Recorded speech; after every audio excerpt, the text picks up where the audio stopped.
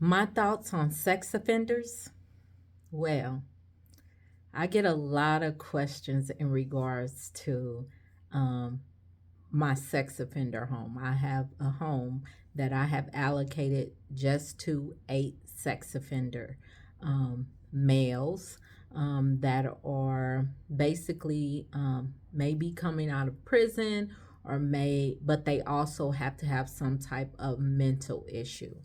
And so my thoughts on it, I always say this, but it's my favorite home only because the men are very institutionalized. They are very well mannered. Um, they cook for themselves. They do their own chores. They really are um, very self sufficient. Besides, you have to help them to maintain their medication, and then oversight. But things that I would say you have to have in place or do if you're planning to go into that niche and have a sex offender home.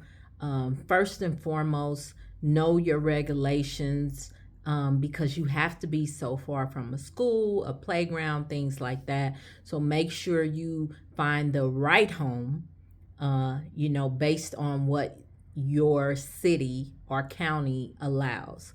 And so be on top of that. Also, too, when you have a sex offender home, you really have to be a good communicator, because you will be communicating with probation officers, with law enforcement, with the courts. You will be communicating, of course, with wherever they're taking counseling. You will have to be in communication. So you have to be a very good communicator and very proactive if this is a type of home that you would like to do. Um, I would say another thing is I try to also be on top of the home by having cameras.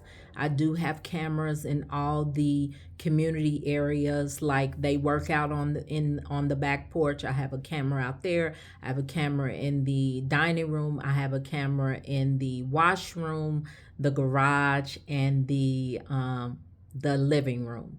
And so any area that I can possibly have a camera in, I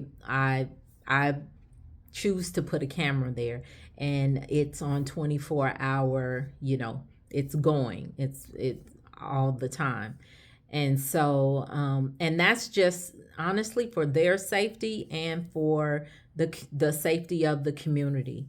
And let me say too, when I said be a good communicator, you also have to be proactive in your community, because questions might come up. A lot of times when you're a sex offender, you have to register. So people in the neighborhood may, um, you know, question it. You have to be prepared. You have to be proactive. We have never had an issue in that neighborhood because we've always been proactive with communicating with the neighbors, communicating. I'm not saying walk out and just tell everybody, hey, I got a sex offender home, because you still got to abide by HIPAA. But if someone does question you, or if during registration, or after they've registered, if someone, confronts you, you have to be prepared and be professional in order to not get pushback. And so our community appreciates us. We take the men's out on walks. They pick up trash in the neighborhood. It's just, we just try to be a significant a part of the neighborhood. And also, we try not to have a lot of movement in any of my group homes. You're really not going to know it's a group home unless you see us leaving, getting in a van or something like that, because we don't let people loiter in the front of the house. They all have a backyard. We keep, if we're going somewhere, you go out to the van, you leave. They do take walks. They do go to, like different shopping places around in the area, but we just try not to bring a lot of attention. Now, if we do have to call the authorities or law enforcement or anything like that, we keep it very professional. They come inside, things like that. We don't, have a lot of arguing outside or anything like that. So, I would just say, you want to be keep them safe and keep the neighborhood safe. You also want to be a great communicator, be proactive, keep the communication lines open between parole officers and things like that. And then too, just try to they're your clients, no matter what they've done. They're your clients, they're your responsibility. So treat them with respect. And I feel like you will get respect back.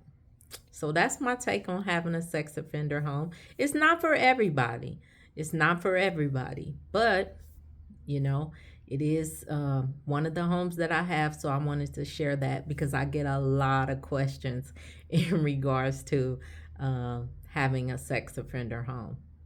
All right. Well, thank you guys for watching. And as I always say, be a blessing to someone else.